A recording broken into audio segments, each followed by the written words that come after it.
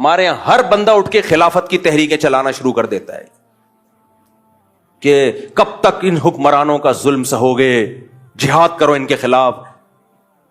میرا بھی ایک کلپ چل رہا ہے جس میں میں کہہ رہا ہوں کہ اگر پاکستان میں حالات خراب ہوئے نا, ہمیں دنیا میں کوئی پناہ نہیں دے گا.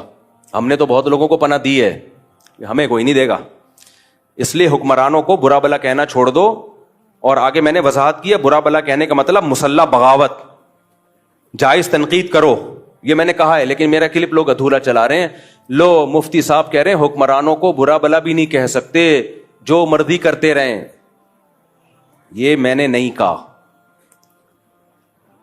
جائز تنقید 100 دفعہ کرو, دھرنے بھی دو, کنٹینر لا کے رکھو, اپنے مطالبات پورے کرواؤ. اگر نہیں کروانے ہوتے میں عدالتی خلا کے خلاف اتنا کیوں چیختا. میرا مقصد ہے مسلح تحریک کی طرف مت جاؤ, بم دھماکے مار دھاڑ. یہ کام کیا تو ملک میں لاشیں بچھیں گی, رزلٹ کچھ بھی نہیں نکلے گا. غزہ سے زیادہ حالات خراب ہو جائیں گے ہمارے ملک کے, کیونکہ یہ جو بیٹھ کے باتیں کر رہے ہیں نا اسلامی خلافت کی, ان کے پاس باتوں کے سوا کچھ بھی نہیں ہے. خلافت خلافت کا لفظ انہوں نے بدنام کر دیا ہے. ہر 4 دن میں کوئی اٹھتا ہے کہ پاکستان میں خلافت کا نظام لے کے آؤں. تیرے پاس کون سا میکینزم ہے, تیرے پاس کیا اسٹریٹجی ہے, پہلے کیا کرے گا, اس کے بعد کیا کرے گا, پھر لڑے گا کیسے؟ کیونکہ اسی لیے تو آپ کو فوج سے لڑنا پڑے گا, اسلام آباد پہ قبضہ کرنا پڑے گا. کیا کیسے کرے گا؟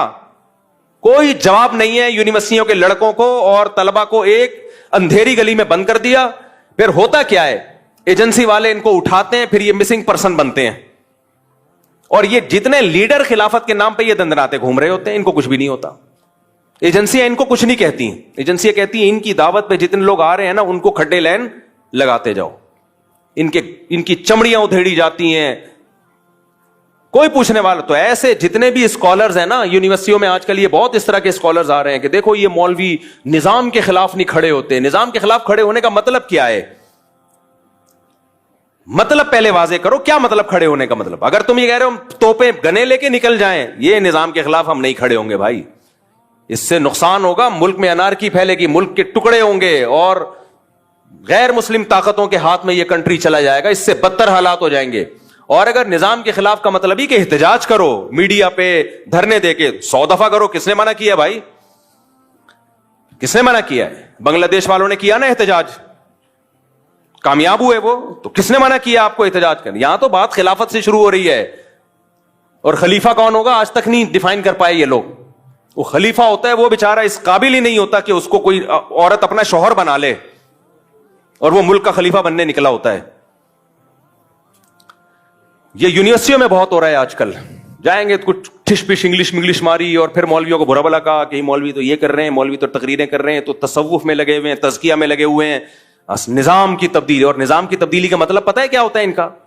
بغاوت. اب تو واضح لفظوں میں کہنا چھوڑ دیا, کیونکہ کچھ لوگوں کو ایجنسی نے اٹھا کے ان کے اگلے پچھلے گناہ معاف کیے, پھر چھوڑ دیا. تو اب وہ بغاوت کا لفظ یوز نہیں کر رہے. اندر ان کے وہی جذبات ہیں, خلافت, نظام تبدیلی. ابے کیا مطلب نظام کی تبدیلی؟ ہمارے پاس ایک سوٹیبل پیکج ہے نظام کی تبدیلی کا. وہ پیکج کیا ہے بھائی؟ یونیورسٹیاں بناؤ, اسکول بناؤ, تعلیم کو فوکس کرو, تاکہ آپ کی چھت کے نیچے جب کوئی بندہ پڑھ کے فوج میں جائے گا, جب کوئی بیوروکریسی میں جائے گا, جب کوئی عدلیہ میں جائے گا, ماحول آپ اس کو دینی ماحول دو گے تو وہاں جا کے فیصلے بھی کیسے کرے گا؟ اچھے.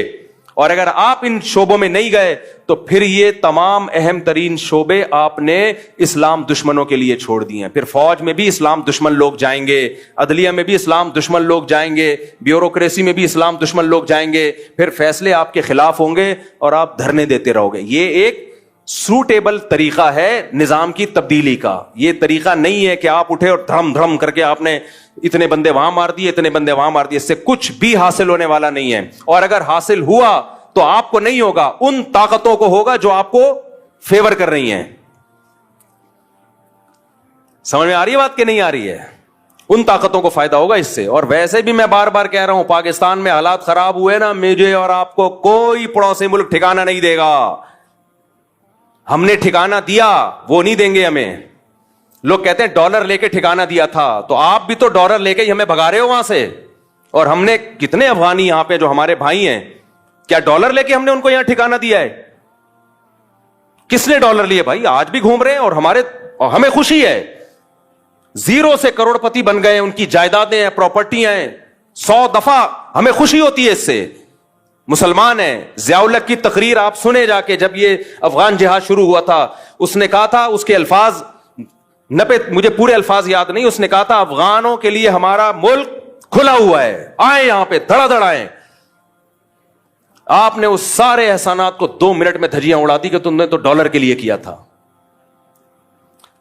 تو ہمیں کوئی بھی نہیں رکھے گا. اور معلومات جب تک آتھینٹک معلومات نہ ہو نا, تبصرہ مت کیا کرو. آتھینٹک معلومات یہی ہیں کہ تمہیں کوئی بھی نہیں رکھے گا. صحیح ہے, اس ذہن میں رکھ.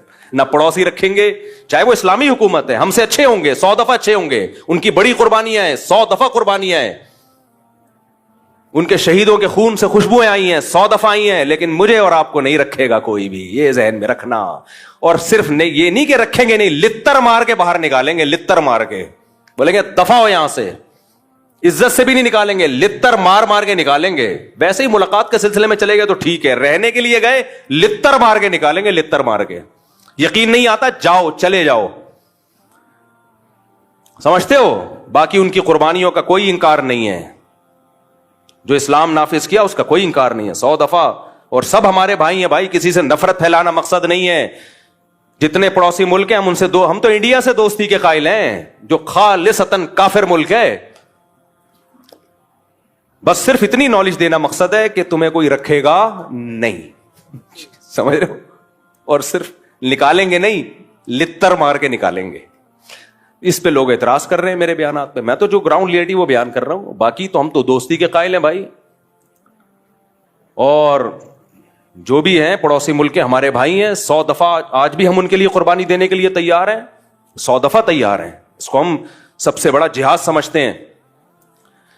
لیکن میں یہ بتا رہا ہوں کہ بس جو ظرف آپ کا ہے وہ ساری دنیا کے سب لوگوں کا نہیں, اس لیے اپنے ملک کی حفاظت کرو. آج ہم کسی کو پناہ بھی اس لیے دے رہے ہیں, دے بھی اس لیے رہے ہیں کہ ہمارے پاس ایک کنٹری ہے. نہیں ہوا ختم. جب بات کو میں سمیٹ کے ختم کرتا ہوں تو اللہ 2 طرح سے مدد کرتا ہے انسانوں کی.